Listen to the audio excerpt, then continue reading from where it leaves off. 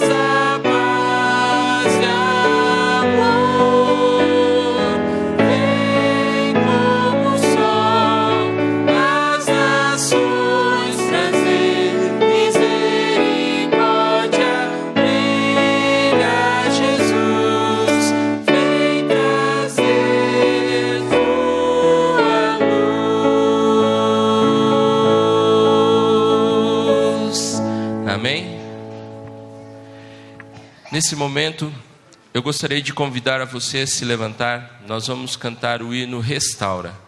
E enquanto nós cantarmos o hino, se você tem algo em seu coração, como o Jama mencionou aqui, nós estamos começando uma semana de oração. Que você possa vir até aqui, ao altar do Senhor, trazendo o pedido que está no seu coração, aquilo que você deseja depor ao altar do Senhor, para que Ele responda para você nessa semana. Que você possa vir até aqui à frente, e ao final do hino, você receberá uma oração especial. Fiquemos em pé.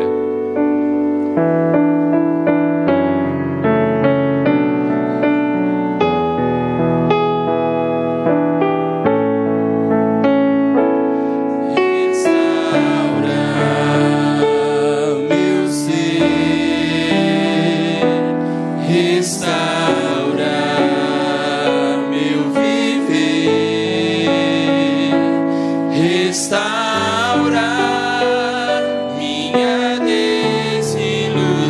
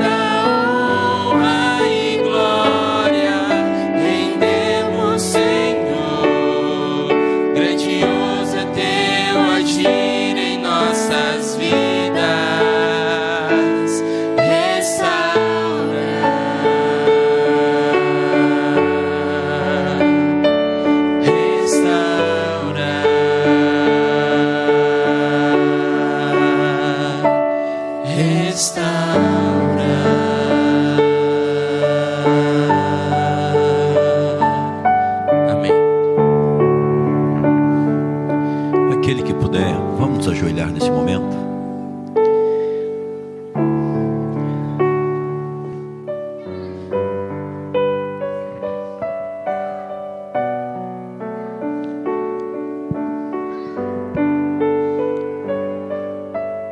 Senhor, nosso Deus e Pai querido,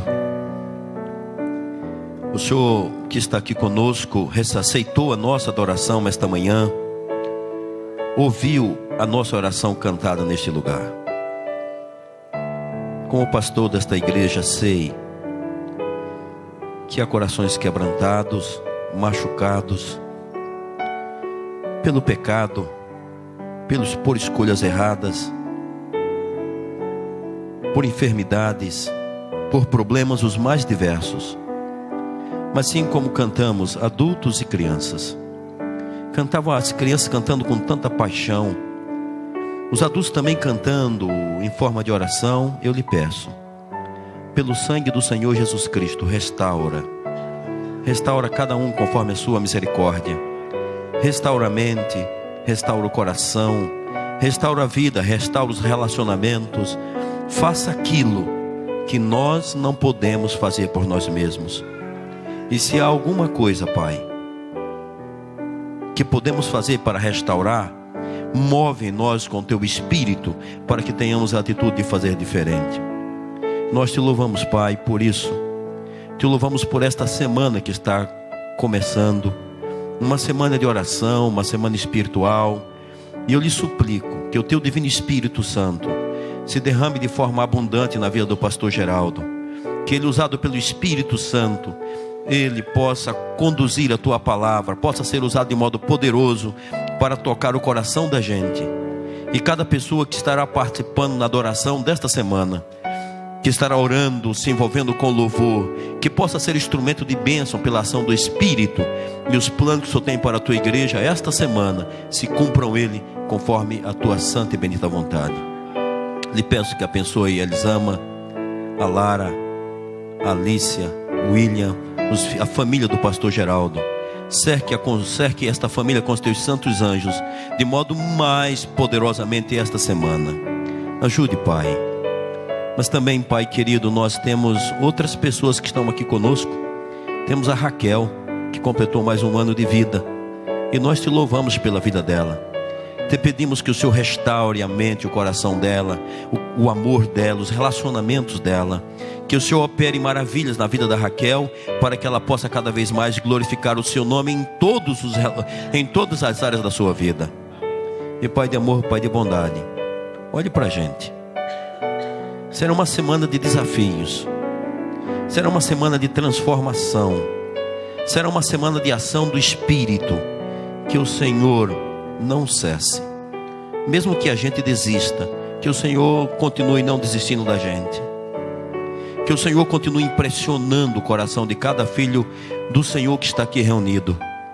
E eu lhe peço, Senhor, que há outras pessoas que estão fora, que não estão aqui com a gente, mas que chegarão esta semana, que o Teu Espírito Santo sopre, impulsionando para que elas venham, e que o Teu Espírito sopre por nosso intermédio, para que possamos ser instrumento para trazer outras pessoas, e de caricaturas de Deus, nós possamos todos juntos sermos ao final dessa semana mais santos e mais semelhantes ao Senhor Jesus Cristo.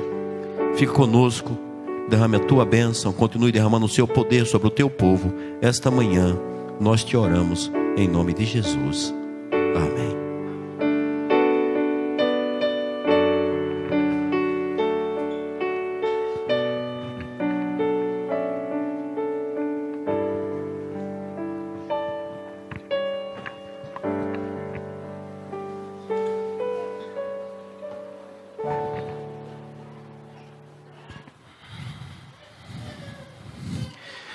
Que momento poderoso esse, não é? Da intercessão. Deus seja louvado pelo poder colocado à nossa disposição, pela promessa de restauração. E se você pedir, decidir e agir de acordo com a decisão, da restauração, o Senhor opera a restauração na sua vida, no seu matrimônio, nas suas finanças, no seu relacionamento com Deus. Deus seja louvado. Eu queria rapidamente, porque nosso tempo é exíguo, apresentar minha família que me acompanha nessa manhã. Já é o segundo culto que elas assistem hoje, porque eu fui primeiro em Santa Rita, preguei lá para atender minha igreja amada de lá, e agora elas me acompanham aqui. Então está comigo ali a minha querida e amada esposa, Elisama. É fácil de gravar o nome, ok? Eu amo, tu amas, Elisama. Pronto, gravaram, né? Fácil assim, Elisama. Elisama é natural de Osasco, aqui de São Paulo, mas de família alagoana. Minha filha mais velha está ali, fica em pé por favor, é a Lara. Lara tem 11 anos e é nascida no sul de Minas, na cidade de Lavras. Pode se assentar. Depois minha segunda filha, a Alícia, fica em pé por favor. Isso, a Alícia é nascida em Brasília, no Distrito Federal, mas é uma menina honesta, ok? Quando se faz menção a esses lugares, a gente tem que fazer essas observações. E o pequeno William está no colo da mamãe, completando hoje 3 meses. Eu peço que não leve em conta o fato de ele estar sem calças, ok? Dentro da igreja, porque ele é um menino muito calorento e ele é um legítimo pé vermelho, nascido nas terras de Tatuí, ok? Nós somos do clube dos pais de 3. Acho que vamos parar por aí, não sei, quem sabe, né? Vai saber. Lara é uma menina linda, inteligente e criativa também. Uma menina firme, decidida, um raciocínio muito rápido. A Alice é uma menina linda, inteligente, criativa, sensível e muito emotiva. Se você der bom dia para ela, ela pode chorar. De tão sensível que é. É uma flor. Elisama é uma mulher decidida, inovadora e que tem a graça de Deus na vida dela, porque se casou comigo. Não, é que ela me atura pela graça de Deus. Não estou dizendo que eu sou a graça de Deus na vida dela, né?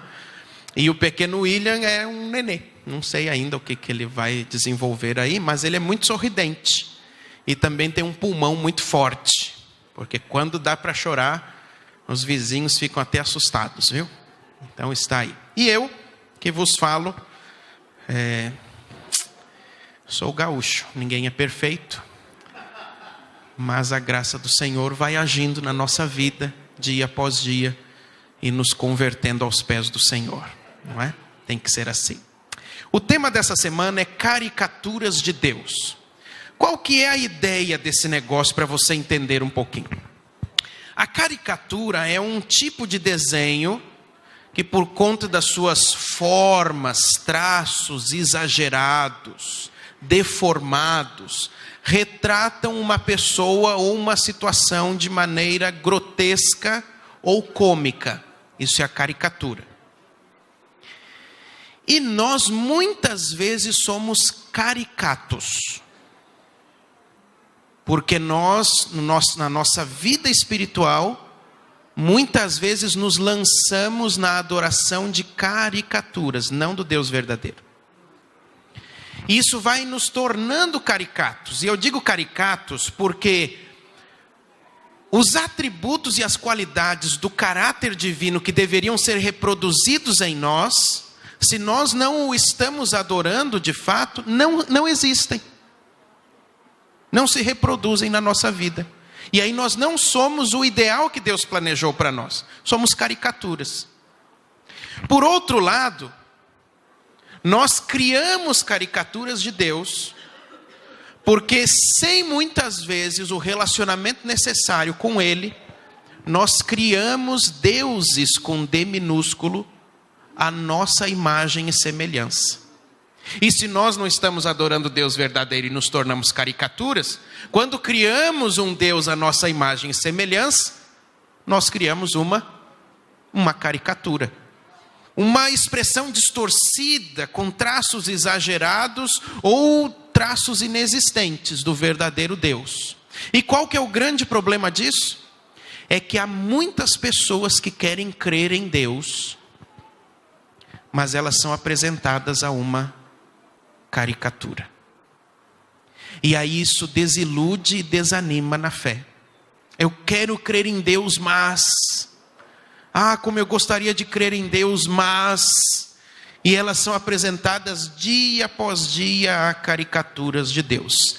E nessa semana nós vamos analisar 4 tipos de caricaturas de Deus e um mandamento bíblico sobre o que nós devemos ser. Então amanhã o tema será o Deus, com D minúsculo, ok? O Deus estraga prazeres. Há pessoas que querem crer, mas são apresentadas a essa caricatura de Deus. Um Deus com tantas regrinhas minuciosas que a pessoa desanima e vai embora. Na segunda-feira, o Deus Red Bull, aquele que te dá asas. Se esse Deus não me der asas, então ou eu não creio ou ele não existe. Na terça-feira, o Deus sem coração. Por que pessoas boas sofrem? Esse Deus tem prazer nisso? Esse Deus me traz o sofrimento, porque a bandeira dele é: se você não vem pelo amor, vem pela dor. Na quarta-feira é o Deus on demand, o Deus sob encomenda.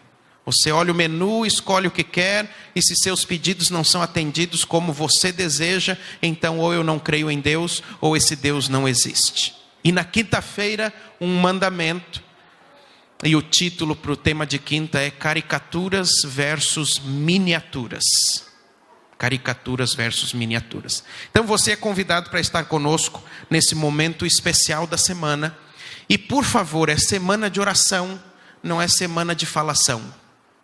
Então nós teremos os sermões aqui, mas busque a Deus de fato em oração. Aproveite esses momentos que a igreja tem para incrementar sua vida espiritual, para se lançar mais tempo em oração. Quem sabe deixar um pouquinho de lado esse negócio aqui e dar um pouco mais de atenção à sua conexão com Deus e não meramente com o Wi-Fi da sua casa, do seu trabalho ou do local onde você costuma frequentar. Dê mais ênfase à sua comunhão. E para que nós tenhamos maturidade para enfrentar as caricaturas, eu queria sugerir a vocês nessa manhã um capítulo da Bíblia que me toca muito. É um dos meus prediletos. E que nos fala sobre crescimento espiritual. Para nós podermos fazer frente às caricaturas, para não nos tornarmos caricatos e nem ficarmos inventando caricaturas de Deus que são apresentadas às pessoas, desanimando-as do caminho da salvação. Abra por favor sua Bíblia na carta de Paulo aos Colossenses, no capítulo 3. Colossenses capítulo 3. Nesse capítulo de Colossenses, Paulo fala sobre crescimento espiritual. Imagine, por exemplo, que você coloca uma sementinha na terra e 2 folhinhas brotam dali, você fica feliz da vida, mas o tempo passa e aquelas 2 folhinhas não se transformam em 4, nem em 6, ou de repente elas desaparecem, morrem. Que frustração, não é? Imagine, por exemplo, um nenezinho. Dia 13 de julho, às 13h33, nasceu o pequeno William, o meu pé vermelho. E o médico disse que ele era perfeito. Mas eu fiquei surpreso, porque ele não tem dentes. Embora ele tenha uma mordida bem interessante, parece uma tartaruga mordendo o dedo da gente. Ele nasceu com muito pouco cabelo e agora está com menos ainda. O bichinho não anda. Não faz nada sozinho. Aliás, sozinho ele só chora. Porque nem comer sozinho o bichinho come. Mas o médico disse que ele era o quê? Perfeito. Olha que médico. Fez 6 anos de medicina para me dizer uma coisa dessa. Que absurdo. Mas para essa fase da vida, ele é perfeito. Agora, se com 8 anos ele continuar sem dentes, tem algum problema, não é? Com 8 anos ele tem que apresentar dentes.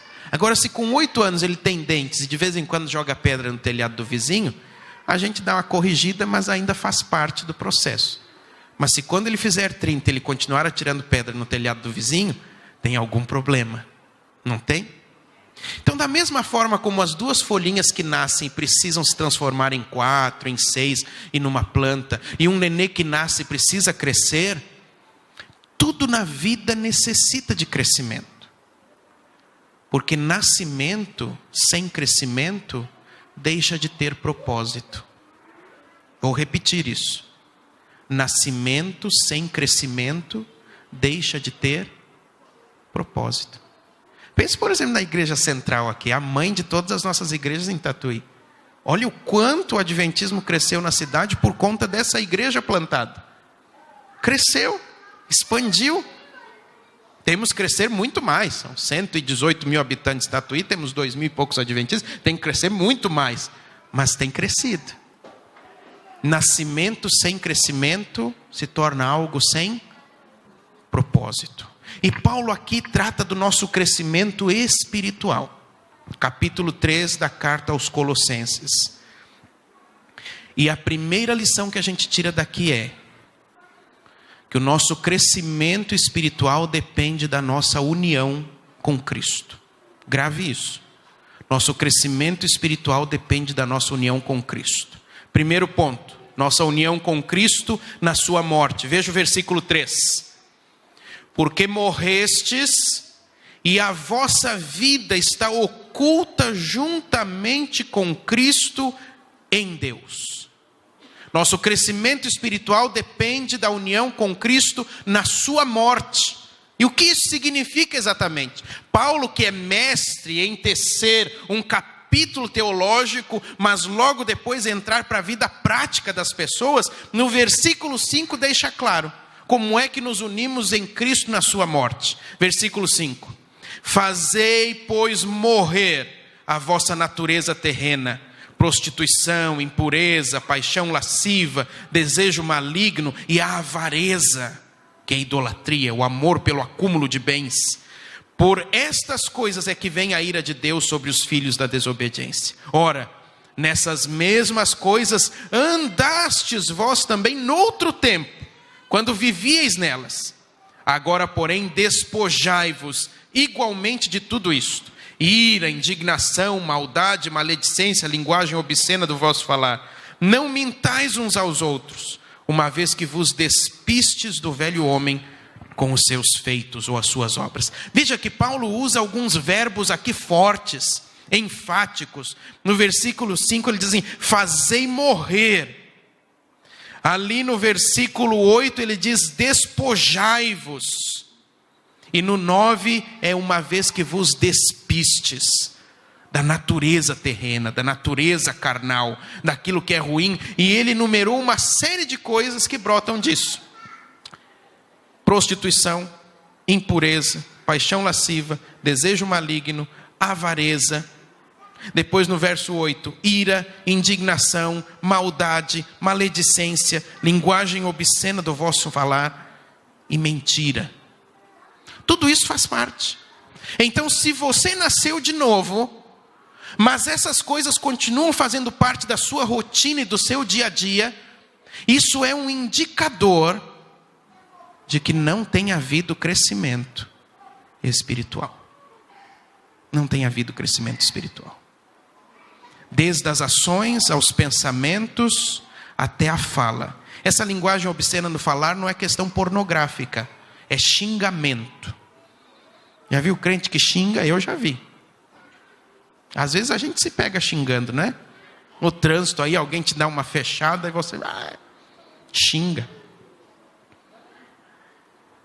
Avareza, acúmulo de bens.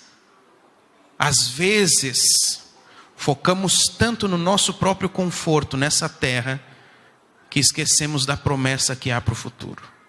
Eu costumo dizer que nossos bens deveriam ter etiquetas, escrito a ser queimado em breve, para não nos apegarmos a isso aí. E mentira: não mintais uns aos outros, Não mintais. Talvez você diga assim: ah, mas eu não minto, pastor, eu não minto. Mas sabe que hoje, nessa era digital, Jama, que a gente conversava aqui, a gente tem às vezes uns vícios para mentir. Antigamente era assim, ó, no meio de cristãos. Fulano, ou irmão, né? Que a gente chama todo mundo de irmão quando não sabe o nome da pessoa. Irmão, ora por mim. A gente dizia: ah, eu vou orar por você, tal. Fica tranquilo. Aí passou a semana, você esqueceu do infeliz que pediu oração. E quando no sábado você vê a pessoa se aproximando, já te dá aquele... vai perguntar se eu orei. Já te aconteceu isso, né? Vai perguntar se eu orei. Eu não orei. Aí você tem 2 opções. 3. Ou você fala a verdade. Esqueci, não orei por você. E a pessoa nunca mais vai te pedir oração. 2. Ou você mente. Ah, você orou por mim? Eu orei. Pensei, né? Orei. Ou então você faz aquela oração relâmpago na hora, né? Antes da pessoa estar se aproximando, Senhor abençoe. Amém. Orou por mim? Eu orei. Estava até agora orando por você. Isso faz parte da vivência mentirosa, às vezes, do cristianismo. E isso se intensificou na era desse aparelhinho aqui, com o aplicativo WhatsApp. Já viram que às vezes em grupos alguém coloca um pedido de oração, um motivo de oração. E automaticamente começam os barulhos de notificação. Pim, pim, pim. Que é o quê? As mãozinhas. E nós substituímos o ato da oração, que é a adoração, por um símbolo digital. E na nossa consciência, nessa era digital perigosa, ao você colocar ali as mãozinhas, o seu cérebro já assimila que você orou. Ao pedir oração, eu botei ali, orei, não orou e não vai orar. Então tome cuidado com isso, porque às vezes nós achamos que não mentir aos outros é só eu não contar uma mentira cabeluda. Mas nas nossas ações do dia a dia, muitas vezes nós entramos nessa questão da nossa natureza terrena, carnal, que deve morrer. Nós devemos fazer morrer. Veja que quem mata a natureza carnal é Deus. Mas nós fazemos morrer nos colocando no ambiente onde Deus atua. Esse é o ponto. Porque se eu listar os meus pecados e começar a tentar vencê-los, quando eu vencer o 4, eu já comecei de novo no 1º e no 2º. Eu não tenho força. Então a minha luta diária não é para vencer o meu pecado e me colocar na comunhão com Deus. E é Ele quem vence por mim. Fazer morrer a vossa natureza terrena. O meu crescimento espiritual começa com minha união com Cristo na sua morte. Fazer morrer o que não presta. Fazer morrer o que não presta. Mas o meu crescimento espiritual, ele depende da minha união com Cristo na sua ressurreição. Não só na morte. Veja que aqui no capítulo 3, no verso 1, Paulo escreveu assim: portanto, se fostes ressuscitados juntamente com Cristo. Ressuscitados juntamente com Cristo. Aí faça o quê? A coisa prática. Busquem as coisas lá do alto, onde Cristo vive, assentado à direita de Deus. Pensai nas coisas lá do alto, não nas que são aqui da terra. Não nas que são aqui da terra. É aquele velho hino dos cultos JA. Não é tão velho não, né? Mas para mim já é. Com os pés na terra e os olhos no céu. Eu tenho que pensar nas coisas do alto, buscar as coisas do alto, enquanto eu continuo com os pés nessa terra e tenho que andar aqui. Mas eu não posso andar com os pés aqui e com os pensamentos unicamente focados aqui. E eu vou lhe ser muito sincero, nessa época complicada, delicada, difícil de eleição da nossa pseudo-democracia, nós temos focado em muitos pensamentos aqui nessa terra. Em muito.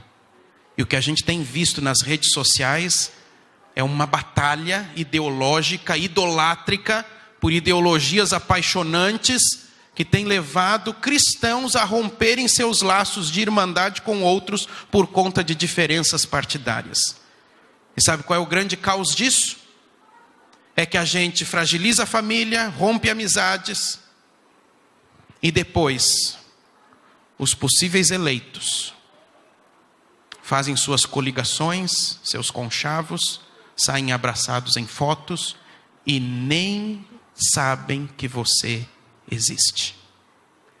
Então não defenda apaixonadamente esse povo aí. Faça seu voto, tome sua decisão conforme seus pressupostos bíblicos, filosóficos, políticos, mas não idolatre candidato, porque candidatos são caricaturas. E quando você os idolatra, você se torna caricato, como eles o são. Buscai as coisas lá do alto. E aí, Paulo vai trabalhar esse tema do versículo 12 até o 17. Acompanhe comigo. Como é que eu faço para ser ressuscitado com Cristo? Eu estou unido na morte dele, eu faço morrer tudo que não presta. Pela minha força, não. Me colocando no lugar da transformação, na presença de Deus. E agora nessa presença de Deus, Ele vai modificando o meu viver de dentro para fora. Verso 12. Revesti-vos, pois, como eleitos de Deus, santos e amados, de ternos afetos de misericórdia, de bondade, de humildade, de mansidão, de longanimidade. Qual é outro texto de Paulo que lembra essas expressões aqui? O fruto do Espírito, Gálatas capítulo 5, 22 e 23. E o fruto do Espírito é questão de caráter, uma transformação de dentro para fora, de dentro para fora. É Deus quem faz isso na gente. O verso 13, suportai-vos uns aos outros. E aqui não é suportar de aguentar. Eu vou lá na igreja, não vou com a cara daquele fulano lá, mas eu vou suportar, né? Porque a gente é tudo irmão, vai ter um céu só. Essa conversa mole, né? O suportar aqui é dar suporte. É muito mais do que aguentar. É você permitir que o outro suba em seus ombros para olhar mais distante, mais além. Dê suporte uns aos outros. Perdoem-se mutuamente uns aos outros, caso alguém tenha motivo de queixa contra o outro. Assim como o Senhor perdoou, assim também perdoem vocês. Esse é o padrão. Perdoar como o Senhor perdoou. E lembre do texto bíblico do Antigo Testamento que diz que Ele lança os nossos pecados onde? Nas profundezas do mar. E eu gosto de relembrar o saudoso pastor Henry Feyerabend. E quando pregava sobre esse tema do perdão, citava esse texto. Deus lança os nossos pecados nas profundezas do mar, e ele acrescentava assim: e coloca na beira da praia uma placa escrito: proibido pescar. Porque ninguém tem o direito de trazer à tona os pecados perdoados de alguém. Perdoem como o Senhor. Mas eu perdoo, mas não esqueço. Ok, tudo bem, perdoar não é esquecer. Perdoar é não ressentir. Porque eu lembro quando eu andava lá no Rio Grande do Sul, na grande Porto Alegre, e a gente com a gurizada fazia carrinhos de rolimã. E era uma sensação aquilo. A gente escolhia a ladeira mais íngreme de asfalto, subia naquele troço, às vezes com 2 guris em cima daquele negócio ali, e o freio daquela imundícia era só uma alavanca de pau assim, que a gente puxava e ia arrastando no asfalto. Os inteligentes faziam dos 2 lados, as pessoas como eu faziam de um lado só. E aí quando você puxava o freio daquele negócio, o que acontecia? Está freando de um lado só, dá o cavalinho de pau, e você é projetado em movimento balístico para se esborrachar lá na frente no asfalto. Eu lembro que numa dessas vezes, minha perna escorregou para o lado, e eu fui raspando o joelho no asfalto, assim. Quando chegou lá, estava no osso. E eu tenho hematofobia, horror a sangue. Na minha terra é frescura mesmo que chama, mas eu chamo aqui de hematofobia. Aí ralei o joelho, vi aquele negócio, fiquei tonto, pálido, igual um papel, tal, aquela sangueira. E foi daí, meu amor, que eu tirei o hábito ridículo de quando sangra enrolar papel higiênico. Um dia minha pequena ralou o joelho, eu fui, estanquei com papel higiênico. Imagina quando secou aquele... Acho que até hoje ela deve ter papel higiênico ainda dentro do joelho dela ali, faz parte. Mas aí aquele negócio foi criando casca. Até hoje eu tenho uma marca nesse joelho aqui. Que um dia um irmão me viu de bermuda e disse: olha, o meu pastor ora muito, tem o joelho, mas mal sabe ele. Só se eu fosse um pastor saci, porque o outro não tem a marca, eu fico orando num joelho só. Que ideia do irmão. Mas foi do carrinho de rolimã. Quando eu vejo essa marca no meu joelho, eu lembro do quê? daquele dia que eu estou contando para vocês. Mas eu não sinto a dor novamente. Isso é perdão. Você lembra, a cicatriz está ali. Mas você não ressente. O ressentimento é que é o impedimento, muitas vezes, para o perdão. Mas Paulo acrescenta mais algumas coisas aqui. Versículo 14. Acima de tudo isto, porém, esteja o amor. E ele define o amor como o vínculo da perfeição. Seja a paz de Cristo árbitro em vosso coração, a qual também fostes chamados em um só corpo, e sede agradecidos. Somos fracos em gratidão. E agora o verso 16 é extremamente importante. Habite ricamente em vós a palavra de Cristo. Se há um tempo, mais do que todos os outros, em que esse livro precisa ser entendido no seu contexto, é o tempo de hoje. Não ficar citando um verso isolado daqui e outro de lá, fora de contexto, porque se você for usar textos bíblicos fora do contexto, a Bíblia diz qualquer coisa que você queira. A mensagem bíblica é uma só. A única porção da Bíblia que é máxima é provérbio. Esse você pode citar ali. Mas o resto precisa do contexto. Precisa do contexto. Habite ricamente em vós a palavra de Cristo. Instruí-vos, aconselhai-vos mutuamente em toda a sabedoria. Veja que é sempre a questão do uns aos outros, o mutuamente. Louvando a Deus com salmos, hinos, cânticos espirituais, com gratidão em vosso coração. E o 17. E tudo o que fizerdes, seja em palavra, seja em ação, fazei-o em nome do Senhor Jesus, dando por ele graças a Deus, Pai. Entenda, isso aqui não é você ir ali no Coop. O que eu vou comprar? Farinha, vou comprar milharina flocão ou milharina floco fino? Vou comprar milharina floco fino. Então eu compro essa milharina em nome de Jesus.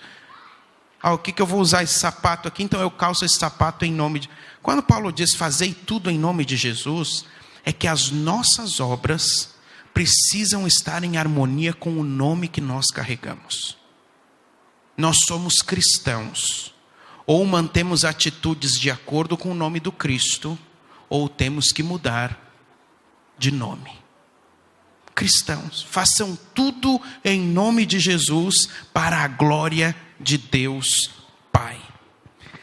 Relembrando, para irmos para os finalmente, o meu crescimento espiritual depende da minha união com Cristo. No que primeiro? Na sua morte, fazer morrer a natureza carnal, versos 5 a 11.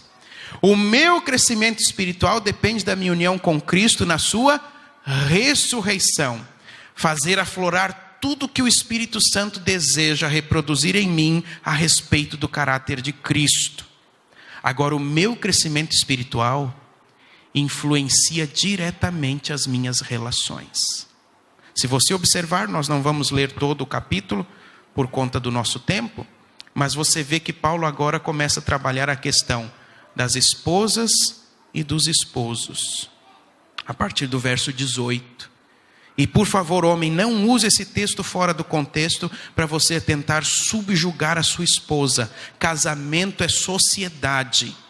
O homem tem que ser o sacerdote da família, espiritualmente puxar a família para o lado de Deus. Mas casamento é sociedade, sociedade em todas as áreas. Desde as decisões a serem tomadas, até as atividades domésticas a serem feitas. Então não pense, esposa seja submissa, vem aqui, traz meu chinelo aqui. Sua esposa não é um cachorro adestrado. Então mude, porque na perspectiva bíblica não é isso que quer dizer aqui. Ok? E mulheres, tratem bem o maridinho de vocês. Vocês têm a chave do nosso coração. Nunca esqueça daquele ditado popular: se o homem é a cabeça, a mulher é o quê? O pescoço. Vira a gente para onde quer, não é? Então ajam com amor que vocês conseguem tudo. Maridos, amem a esposa de vocês e não a tratem com amargura, porque coisa terrível é uma mulher amargurada. Uma mulher amargurada é pior do que você ficar preso numa jaulinha de 1 por 1 com um leão faminto. Deixa sua mulher com amargura, você vai ver só o que é. Depois de tratar de esposos e esposas, que o crescimento espiritual influencia diretamente o relacionamento marido e mulher, ele trata do relacionamento dos filhos com os pais. Filhos, obedeçam os pais. E pais, não irritem os seus filhos. Mas veja, não irritem e não permitam que seus filhos façam tudo o que quiserem. Porque essa é a época em que nós vivemos hoje. Os filhos fazem o que querem. É sua majestade a criança. Não é por aí. Criança tem que ter hora determinada por pais para dormir, para comer, para assistir TV, tem que ter hora. Para usar essa imundícia aqui se usa, tem que ter hora. Não é assim. Aí depois, Jama, no livro lá que você está lendo, a gente tem uma sociedade mais emburrecida porque a criança não tem hora para nada. E aí ela sofre de síndrome do pensamento acelerado e fuga de ideias. Aí seu filho tira uma nota assim, feita com compasso lá na escola, ó, redondinho, e você vai reclamar com a escola, sendo que o culpado é você, porque não deu limites ao seu filho. Então, por favor, filhos, obedeçam seus pais. Pais, não irritem os vossos filhos para que não fiquem desanimados.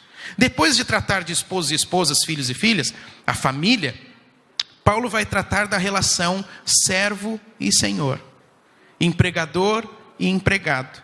E aí ele diz assim, servos, verso 22, obedeçam em tudo ao vosso Senhor segundo a carne, não servindo apenas sob vigilância. Tem gente que só trabalha se o chefe estiver cuidando. Aliás, tem alguém que diz assim, chefe é como nuvem, quando vai embora o dia fica lindo, claro e feliz, né? Tem gente, tem tanto problema com o chefe que chega a orar, Senhor, me dá paciência, porque se me der força, eu quebro tudo.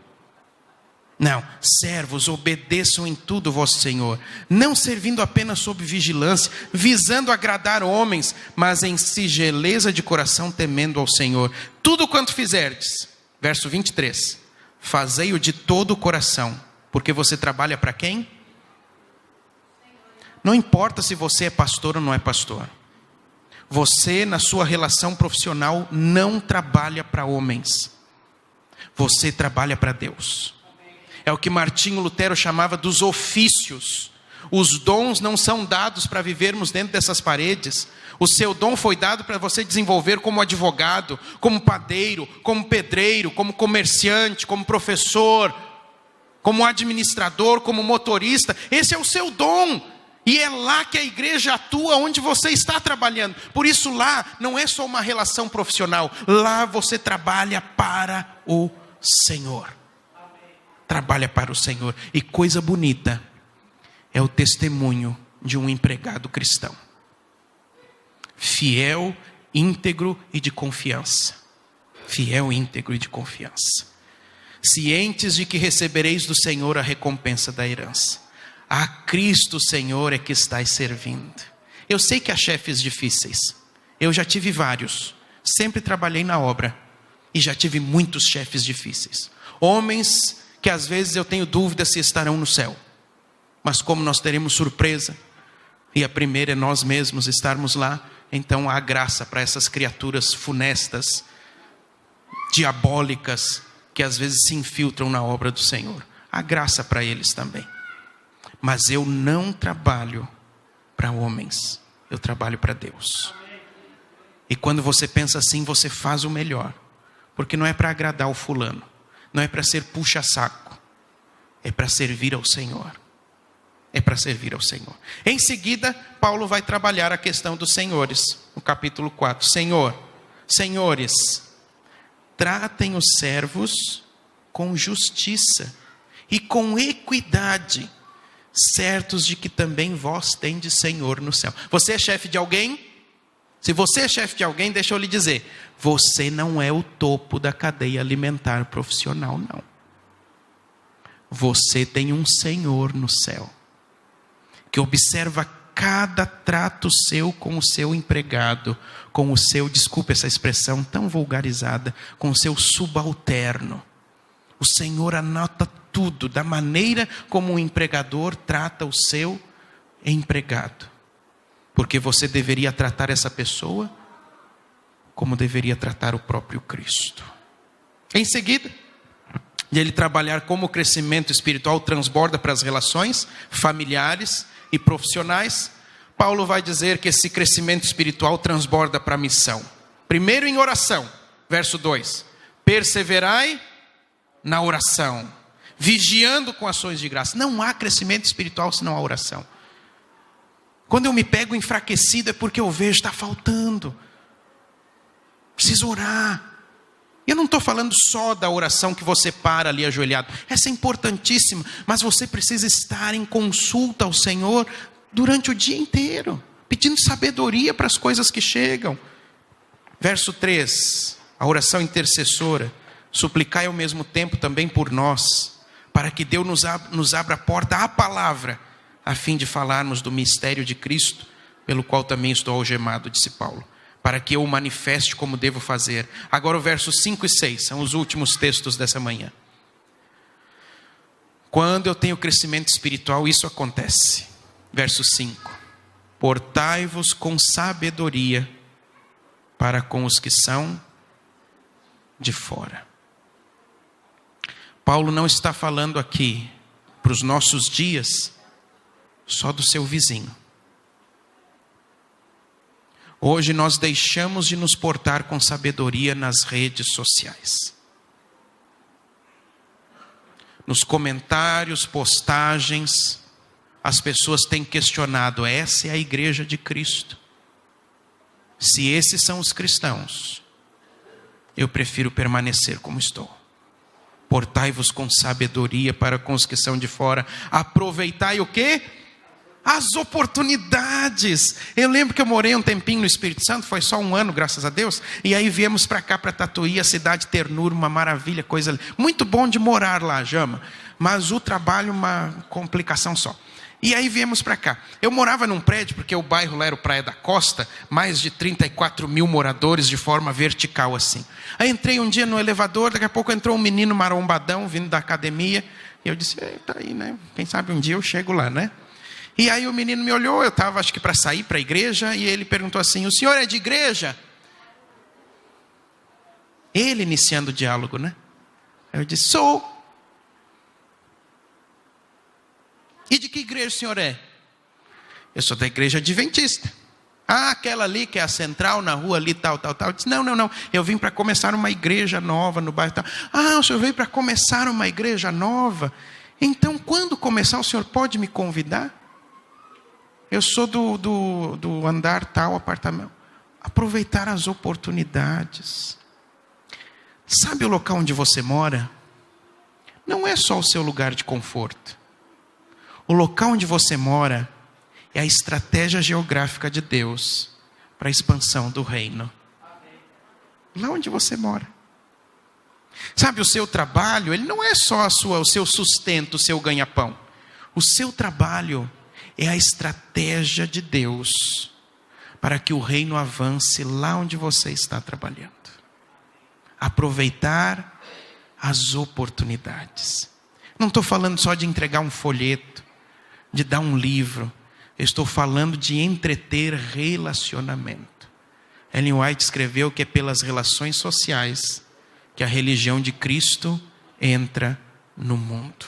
Aproveitem as oportunidades fazendo o quê? Terminando aqui o versículo 6. A vossa palavra seja sempre agradável, temperada com sal, para saberdes como deveis responder a cada um. Temperada com sal. Aqui não é só sabor não, viu? Faça uma pesquisa sobre o sal, você vai ver que todas as ofertas de Israel tinham que ter sal. Era o sal da aliança. A sua palavra tem que ter a aliança de Deus. O viés da reconciliação do homem com Deus. Não é só sabor, não é só ternura.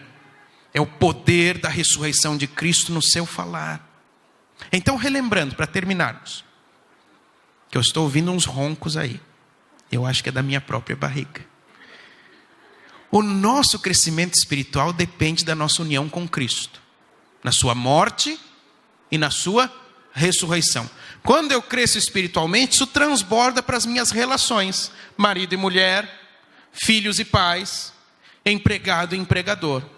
Quando eu cresço espiritualmente, isso resulta em missão, na oração, na intercessão, na minha maneira de me portar para com as pessoas de fora da comunidade de fé e no aproveitamento das oportunidades. E a minha palavra é palavra que carrega a reconciliação do homem com Deus.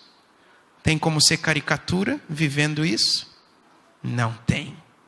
Aí você é um representante de Deus quando cresce espiritualmente.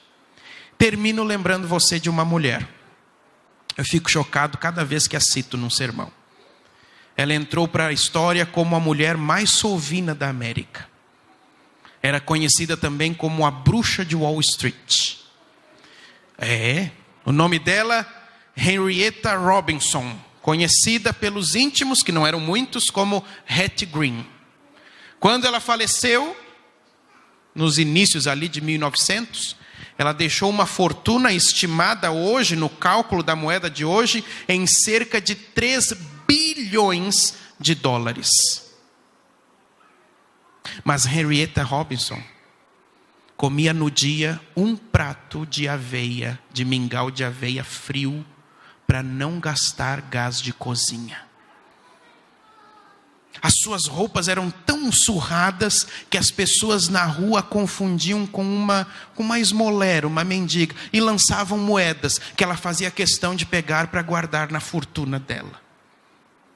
Ela era tão mão de vaca, tão pão duro, que quando o seu filho sofreu um acidente de trenó, demorou tanto tempo para ela consultar um médico particular, ela ficou rodando nas clínicas públicas péssimas da época para não gastar, que o seu filho teve a perna infeccionada e ela teve que amputar a perna do filho. Depois que ela se divorciou do marido, que tinha uma fortuna separada da dela, ela foi morar em pensões baratas, alugadas para não pagar imposto territorial. Ela foi morar em pensões baratas dos bairros do Brooklyn e do Hoboken, que na época eram extrema periferia. Ela era rica, mas escolheu viver como indigente. Louca? Ninguém conseguiu comprovar. Excêntrica? Com certeza ela era. Mas sabe qual é a tragédia? Não é a vida dessa mulher. É que centenas ou milhares de cristãos que têm as riquezas de Deus à sua disposição decidem viver como indigentes espirituais. Deixam de crescer espiritualmente porque se contentam com as migalhas de um sermão. Se contentam com adorar a Deus um dia na semana, 3 horas durante um dia. E assim não há crescimento. E nascimento sem crescimento não tem propósito. Então, por favor, as riquezas de Deus estão à sua e à minha disposição. Não viva como indigente espiritual. Não apresente para as pessoas caricaturas de Deus. Mas viva o ideal de Deus para a sua vida. Temos uma música final? Temos? Então nós vamos ouvir essa canção. Em seguida oraremos, finalizando o nosso encontro dessa manhã.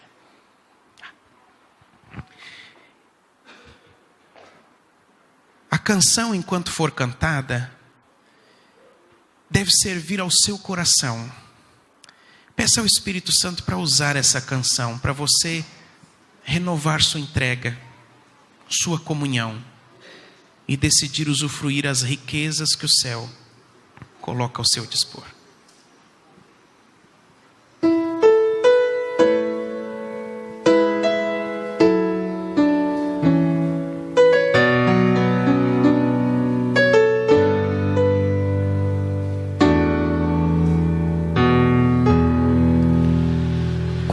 Jesus te chama e tu não vens, pra onde vais então? Volta pro mundo e tudo que o contém, mas voltas triste como ninguém. Pra que voltar pro frio gelado que destrói e abandonar os braços de amor do Pai? Por que insistir no que te faz tão mal, no que te rouba a paz? Vem pra Jesus, vem pra Jesus. Agora é o momento, não podes deixar pra depois.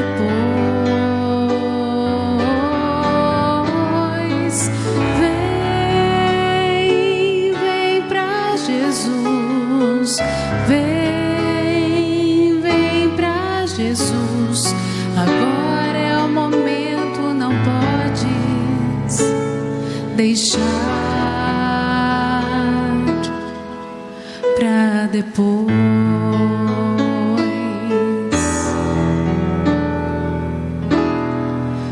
Quando Jesus te chama e tu não vens, pra onde vais então? Voltas pro mundo e tudo que o contém, mas voltas triste como ninguém.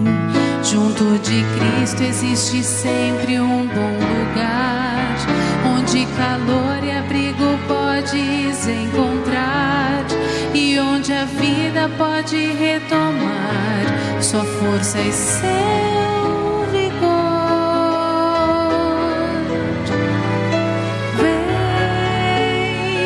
Vem pra Jesus, vem pra Jesus. Agora é o momento, não podes deixar pra depois.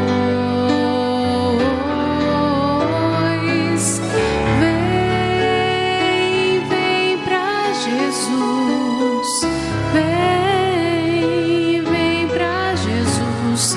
Agora é o momento, não podes deixar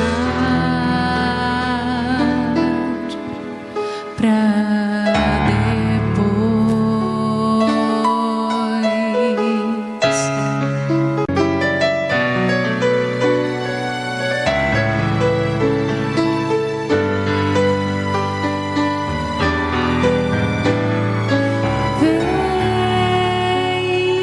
Vem pra Jesus, vem pra Jesus. Agora é o momento, não podes deixar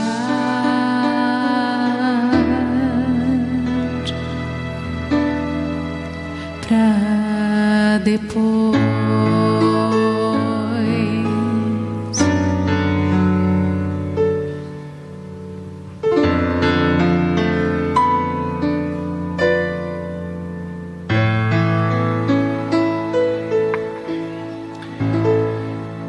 Vamos retomar nosso crescimento nessa semana, fazendo morrer nossa natureza carnal e experimentando o poder da ressurreição de Cristo. É isso que Ele deseja. Espero ver você aqui amanhã. Posso orar por você? Vamos ficar em pé para encerrarmos com uma oração.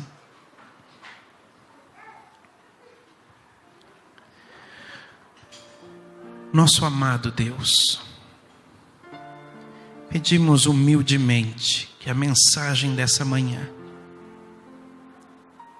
seja relembrada em nossa mente e coração pelo poder do Espírito Santo.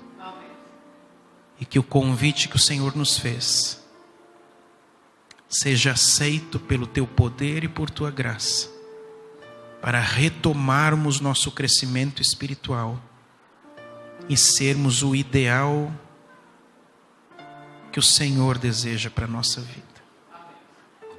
Leva-nos daqui na companhia dos Teus anjos, com o coração preenchido pela Tua paz, e ajuda-nos a estarmos aqui na semana para aprendermos mais da Tua palavra. Oramos agradecidos e o fazemos em nome de Jesus. Amém.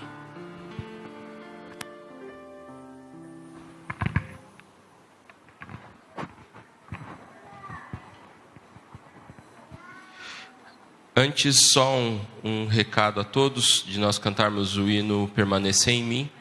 Semana que vem, o pastor Edmar, ele pede que todos venham preparados para ficar um pouco mais o culto, porque nós precisamos ter uma comissão administrativa. Então venham preparados para a semana que vem nós ficarmos um pouquinho a mais para essa reunião administrativa. Permaneça em mim.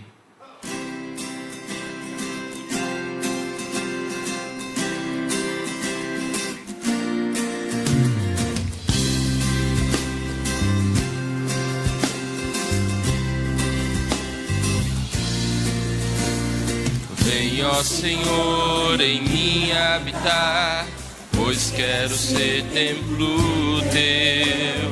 Quando eu sair desse lugar, que Jesus permaneça em mim.